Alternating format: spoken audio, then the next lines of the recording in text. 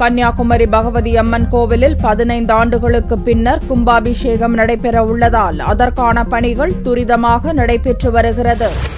முக்கடல் சங்கமிக்கும் கன்னியாகுமரி கடற்கரையில் அமைந்துள்ள பகவதி அம்மன் கோவில் திருவிதாங்கூர் மன்னர் காலத்தில் கட்டப்பட்ட பெருமை பெற்றது. இந்த கோவிலில் 1998ஆம் ஆண்டு கும்பாபிஷேகம் நடைபெற்றது. அதற்கு பின்னர் 15 ஆண்டுகள் கழித்து இந்த ஆண்டு கும்பாபிஷேகம் நடைபெறவுள்ளது. வரும் 27ஆம் தேதி மகா கும்பாபிஷேகம் நடக்க இருப்பதால் 2 கோடி ரூபாய் செலவில் திருப்பணிகள் செய்யப்பட்டு வருகின்றன. கோவில் கோபுரம், விமானம், மூலஸ்தான கோபுரம் ஆகியவற்றில் வண்ணம் பூசப்பட்டு வருகிறது. மேலும் கொடிமரம் புதிதாக செப்பு தகடால் அமைக்கப்படும் பணியும் துரிதமாக நடைபெற்று வருகிறது. கும்பாபிஷேக பணிகளான மிக சிறப்பாக நடந்துகிட்டு இருக்கு. இது வரக்கூடிய 27ஆம் தேதி, இந்த பிப்ரவரி 27ஆம் தேதி கும்பாபிஷேகம் நடக்கிறது. அதுக்காக இங்க என்ன பண்ணியிருக்காங்கன்னா, விமானத்துல பழுது பார்த்துருக்காங்க. விமானங்கள், இது கோபுரங்கள், இந்த மாதிரி எல்லாம் பழுது பார்த்துருக்காங்க. கொடிமரம் புதுசா செம்பு தகடால இது பண்ணப்பட்டிருக்கு, பழுது பார்க்கப்பட்டிருக்கு.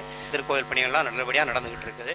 பிரசித்தி பெற்ற பகவதி அம்மன் கோவிலில் 15 ஆண்டுகளுக்கு பின்னர் கும்பாபிஷேகம் நடைபெற உள்ளதால் இந்த விழாவில் பல்லாயிரக்கணக்கான பக்தர்கள் கலந்து கொள்ள உள்ளனர். அதற்கான பாதுகாப்பு ஏற்பாடுகளும் தீவிரப்படுத்தப்பட்டுள்ளது.